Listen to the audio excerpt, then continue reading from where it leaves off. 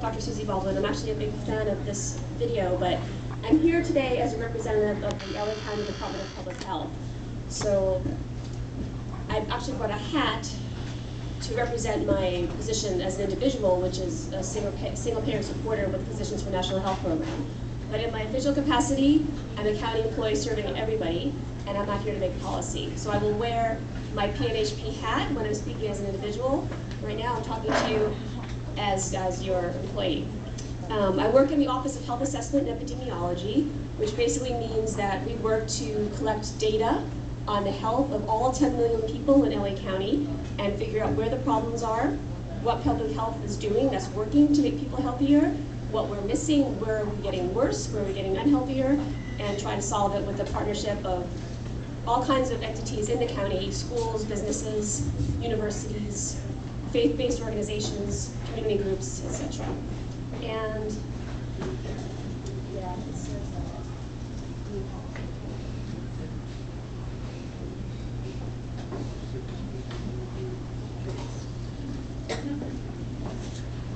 So I brought today some of our recent publications, or one recent publication, the Key Indicators of Health.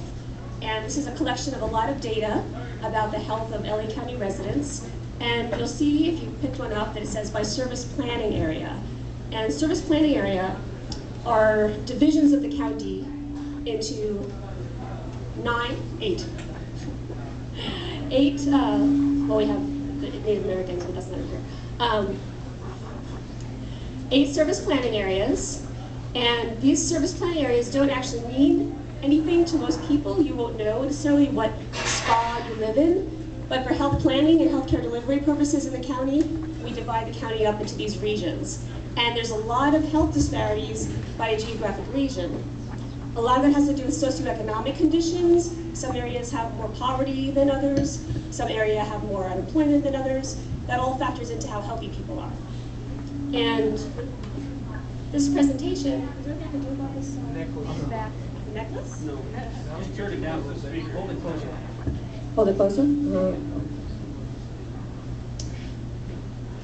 With this presentation, I'm going to show you a little bit of the data that we have collected about the health of the county. Some of it's by service planning area. Up here, this is called SPA 2. And some of it's by race ethnicity. Most of what I'm going to show you is health insurance information, since that's what we're talking about. First, let me give you a little background. The determinants of health are a broad range of factors that make us healthy or unhealthy. And in public health, we take a very broad approach to this. We consider the social and economic environment that people live in, the physical environment, whether you live in a neighborhood that has lots of liquor stores or you live next to a freeway, that can affect your health. And your individual behavior and your access to care can also affect your health. All of these things are interrelated, so there's a lot of arrows. One of the most important underlying determinants of health is socioeconomic status.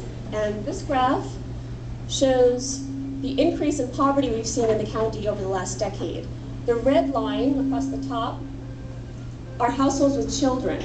You can see that households with children have a greater level of poverty than the yellow line, which is households without children. So the families that have kids in LA County are faring more poorly than the households without kids. And it goes from 1997 to 2007. This is another trend graph. The lines go from left to right from 1997 to 2007, and each line is a different kind of insurance. This is for children. The yellow line on the top are kids who are covered by private insurance that their parents get. And you can see that starting in 2003, the number of kids who had private insurance started going down. This is before the recession hit, so it's going to be even going down further. The red line are kids who are covered by public insurance, and there's been a lot of effort in California to improve healthcare coverage of children in the last decade, so we've seen a lot of improvement. The red line's going up. And because of that red line going up, the green line on the bottom, which are kids who have no health insurance, has gone down to 7% in LA County.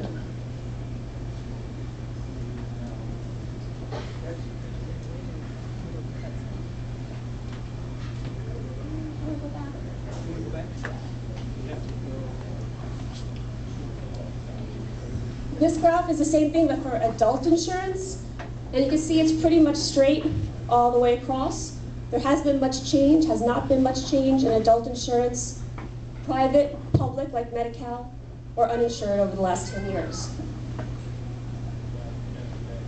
Where are the uninsured people? This is one of those graphs by service planning area, which means a lot to us in the county world. For you guys, you'd be up here in Spot 2, San Fernando, where your uninsured rate among adults is lower than the county average. But you can see the lines that go well above the average line are in the south part of LA and in central LA, the metropolitan area, where almost a third of all adults are uninsured. So you can imagine that the healthcare system, especially in these parts of town, is really stressed.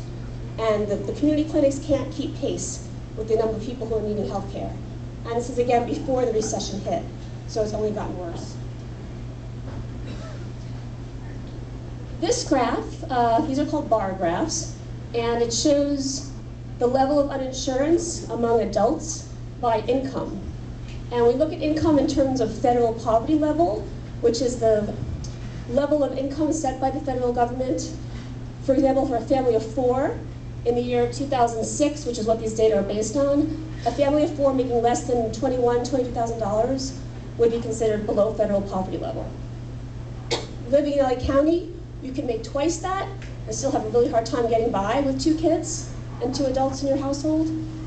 And even under 300% of federal poverty level, it's difficult in LA to live because our housing costs are so high, our gas is high, our food is high.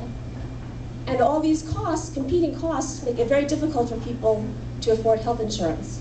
So you can see, as income gets higher, the level of uninsured goes down. And these people who are living under federal poverty level, 43% of the adults were uninsured. 32% of the people under 200% federal poverty level. Those are people who we consider the working poor. And more, it's the middle class that are finding themselves without health insurance. The peach boxes are kids. It's lower, but you see kids, they should all be covered. It should be 0 with all the effort we've spent. And 10% of poor kids are still uninsured. So those are children that are very vulnerable. This one's by race ethnicity. We still have a lot of disparities by race ethnicity in LA County. Among Latinos, over a third are uninsured. Among African Americans, almost a fifth. And it's lower among whites and Asians and Pacific Islanders. This also probably won't surprise you. This is information about people who have a regular source of health care. When you have your own doctor, or even your own clinic that you go to where they know you, they have your records, they track you over time, you tend to get better care and you get healthier. And we ask people, do you have a regular source of health care? Is there one place that you call when you have a medical question or when you need help? And lo and behold, if you're poor, you're less likely to have that. And you can see that going across, the higher your income on the right side of the screen, the more likely you are to have a place to get health care. And if you're in the lower income, there's a good chance you don't. And again, we see disparities by race and ethnicity. Latinos are more likely not to have a regular source of health care. Asian Pacific Islanders, 20% of them on the right don't have a regular source of health care. And that's it. There's a lot more information in here. If you have questions, I can take them later. And just to know that this purple one is a little bit older. This is about women's health in particular, and we look at it by insurance status as well as race ethnicity. Thank you.